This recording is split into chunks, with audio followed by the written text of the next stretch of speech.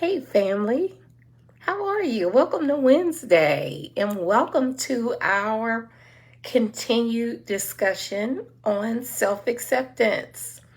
I hope you're having a wonderful Wednesday. I am. I want to apologize for my voice up front. I'm having some issues with it being raspy. And I think it has everything to do with the weather here in Houston. It's been extremely hot and humid, and I've been in and out a lot, and I don't think my vocal cords appreciate it. So bear with me. Hopefully, it'll get better the more that I continue to talk to you. So, before we even dive in on the two symptoms that I want to highlight today as it relates to self acceptance, I just want to remind you the reason why I find it so important for this discussion series around self acceptance.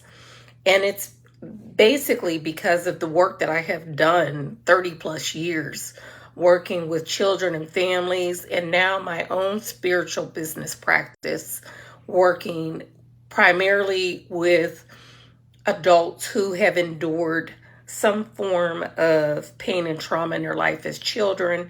And now they're in the season where they no longer want to grin and bear it.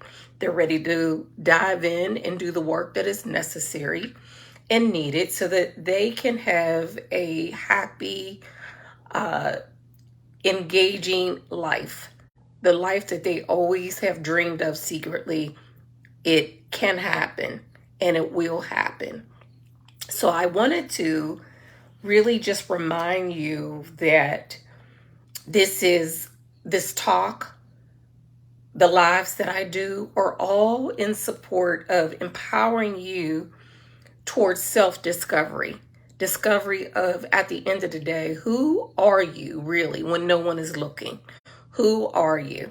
Who are you when you are alone with your thoughts and your feelings, your memories from childhood? How are they playing out in your life as an adult today?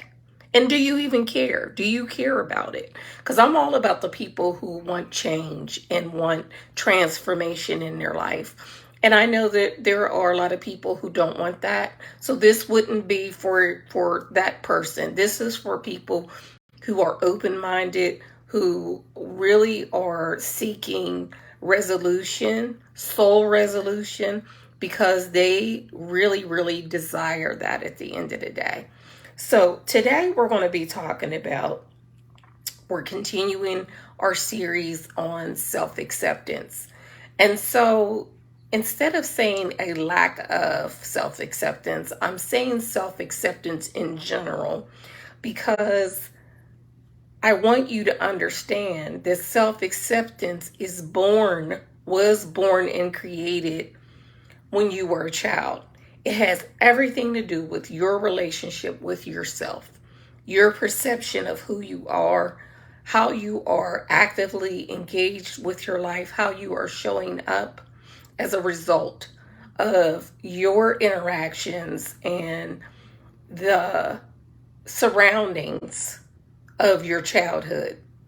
So I want you to keep that first and foremost as I'm talking to you today about two symptoms that I find to be culprits in our lack of accepting who we are. And most of the symptoms, and I'm calling them symptoms because that's what they are, in fact, they are symptoms of not having a good and healthy acceptance of who we are. And what I have come to understand and find surrounding self-acceptance, it has everything to do with scenarios from childhood. It could be, again, the way people spoke to you, the way people spoke about you. And the people I'm referring to primarily would be your primary caretakers. So that would be your parents. That could be one parent. That could be a grandparent that raised you. That could be adoption situation, foster care situation. It could be a It could be a situation where only, maybe somebody extended related to you raised you. So whatever it is, whatever your primary situation growing up was, it's all inclusive. I want you to be able to go back in time and recover lost information, if you will, so that you can start to bring that thread forward and see where it lands you today. So today we're talking about perfectionism and criticism. The perfectionism can be very cunning, if you will. It can appear as though it's a good thing. Being a perfectionist can appear on most levels as this person is, they got it going on. They're always dotting those I's, crossing those T's. I can always count on them to take care of things when nobody else will. They go above and beyond what I ask of them. Um, the work is impeccable.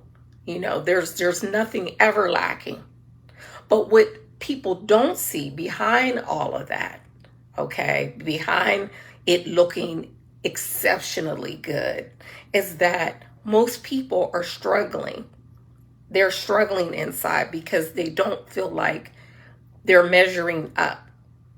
There is an invisible bar that was placed on them when they were children because of people saying things about them or scenarios being presented to them that made them feel less than. They weren't good enough. They weren't loved. They weren't looked at as somebody, as a child that had great potential. It was the opposite of that. And there were scenarios possibly where they had to be perfect, where they were given chores and the chores were never completed to expectation by this person who also had issues with perfectionism. So perfectionism can really be a form of family karma. So when I say family karma, I'm really speaking of generational curse that was passed down and inherited, and it shows up in a family system. And so when we look at perfectionism, it was born and created from this generational curse that has been in the bloodline. And it shows up and it can look a number of different ways. It doesn't always have to be a situation where you feel less than or belittled. Maybe it was a parent or, again, a family member, or you were in a situation where the person who was in charge to look after your care was somebody who, again, they were perfectionists. So, again, they passed that on to you, being in a situation that caused and created you to perform above and beyond what you normally would have done had this person not been instrumental in your well-being and your upbringing. So you have adopted, a lot of this is adopted. A lot of how we show up is adopted. That's like huge. When you think about that, when you think about the way that you possibly are as an adult today, has everything to do with what you were exposed to as a child and who exposed you to it. It's mind blowing. And so you have to do an assessment at some point in your life, and you have to see, what have I adopted? What are those things that I want to keep that are good and healthy for me, that are going to only lend to my utmost well-being? And what are the things that have created angst and pain and trauma? And I no longer want to carry them. I no longer want to own them. I no longer want to adopt them. I no longer want to take them on as my own, because they are not something that I want to have in my life. And it's not anything that I care to continue on. because it's not just about you, it's about the people that you're in relationship with. They're exposed to elements of who you are, what you have adopted. So you have to think about that. So this perfectionism, and I want to say that I can be a perfectionist when it comes to my business, for sure. And probably I can't just limit it, if I'm being honest, to just my business. I'm sure that it has spilled over into my life in some way, shape, or form. But right now, I really can't think of what that looks like personally, but I definitely will start to assess that now that I'm voicing that, and I can't really say one way or another if I am a perfectionist in my life. But I know for sure I am in my business. And what I mean by that is whenever I'm creating a new program, whenever I am working on a course, whenever I do a live, I want to make sure that I am presenting myself, my business, my brand in the highest way possible. So I'm not just coming on here, looking disheveled. I try to make sure that, that I look presentable. I care about how people perceive me. So these things are symptoms. They may appear as though these are good things, and on some level they are. It's tricky. Like I said, perfectionism can be tricky because it looks good. However, behind the scenes is what I want you to tap into when you are working on a project, when you are doing your schoolwork, when you are engaged in a conversation that is important to you. What is happening in here? And what is also happening here? And do they agree?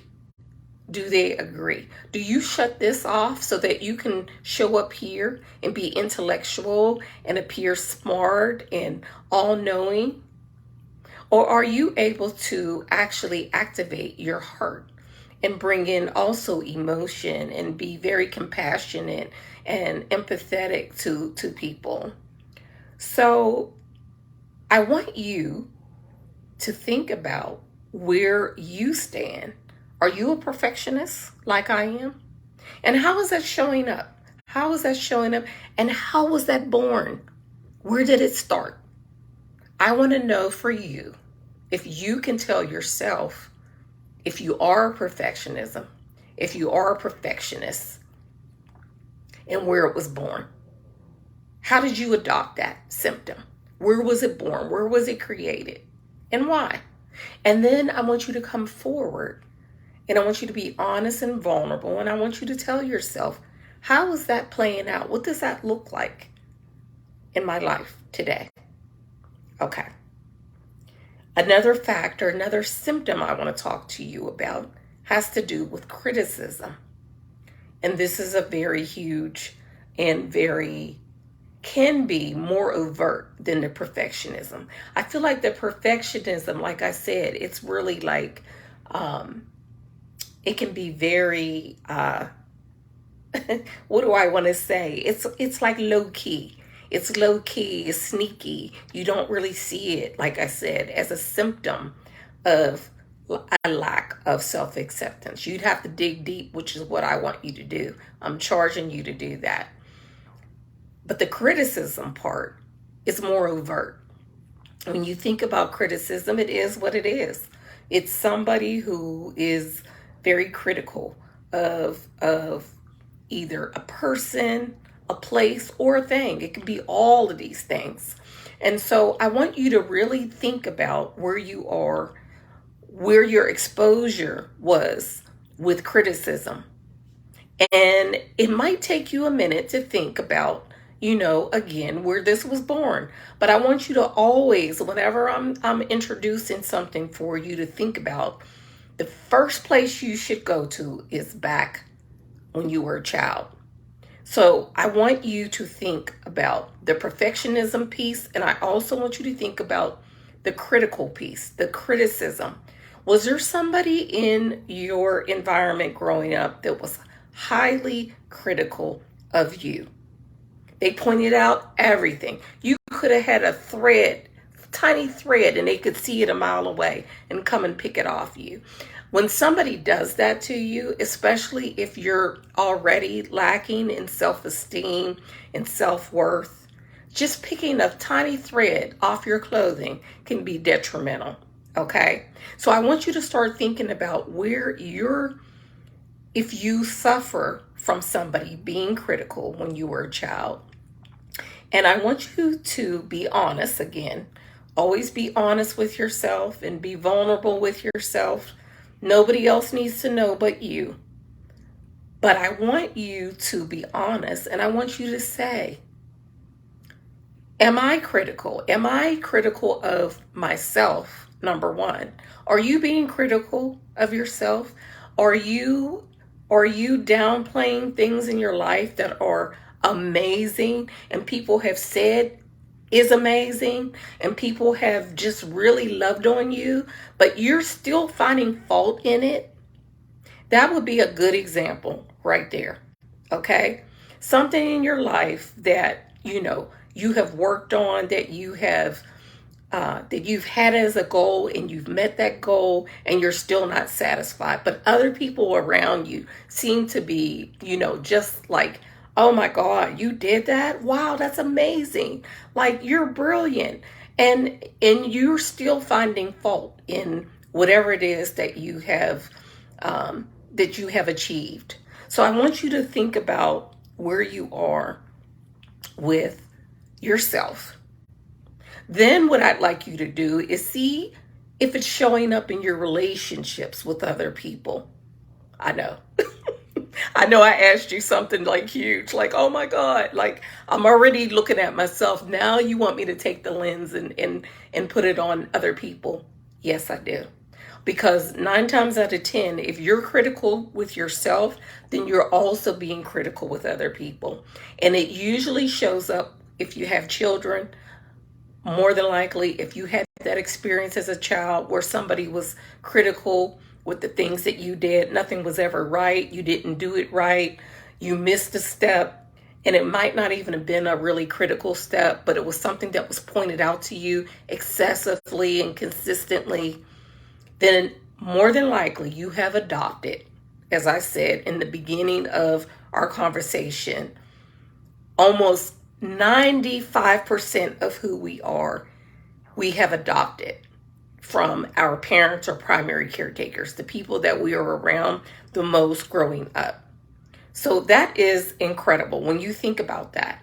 When you think about that, you've adopted who you are, your experiences, how you show up, has everything to do with what you saw, what you heard when you were a child. So at some point, like I said, you're going to have to take inventory if you haven't already, and you need to do an assessment of these things that you have adopted and see if they're working for you. If they're working for you, then good job, keep them. But if they're not, if they're causing that angst, if they're causing any form of discomfort, pain when you think about it, then that is your sign that you need to do something about it. Okay?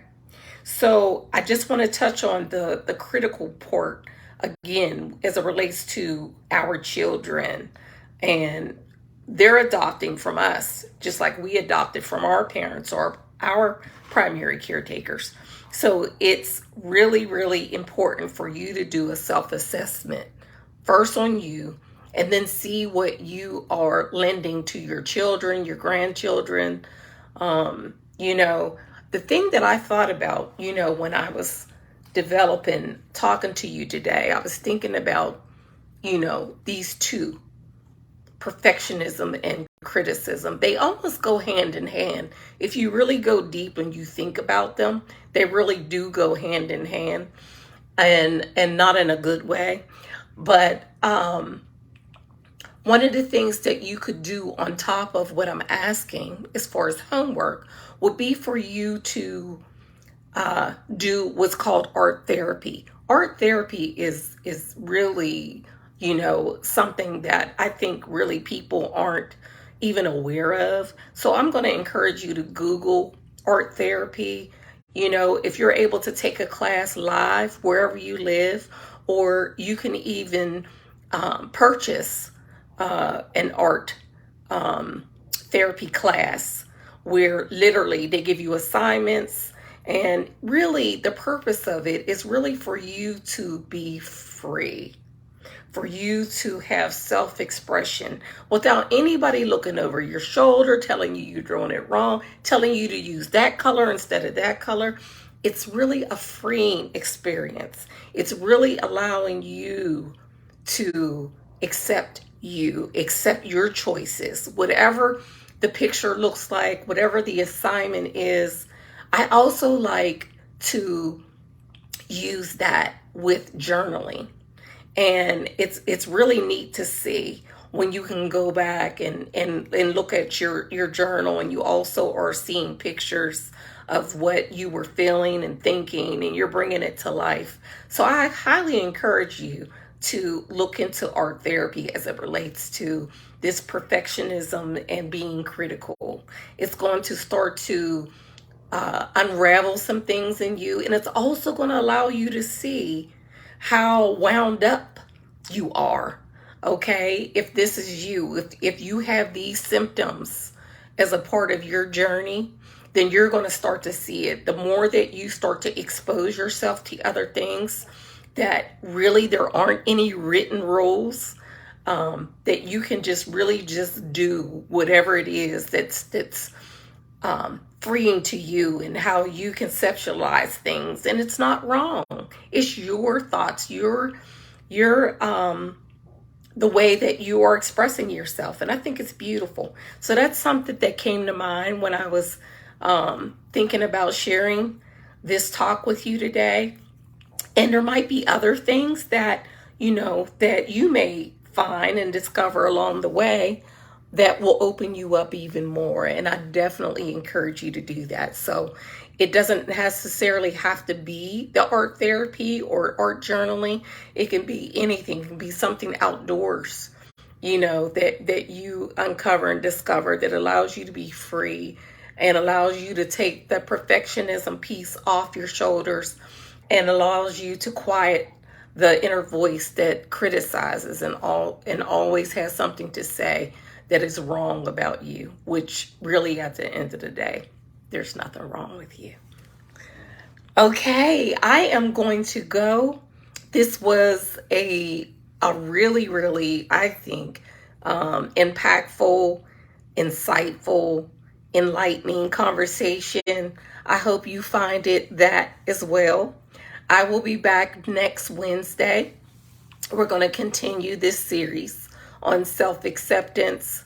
I want to end just by saying that I think that this series is so important to your well-being.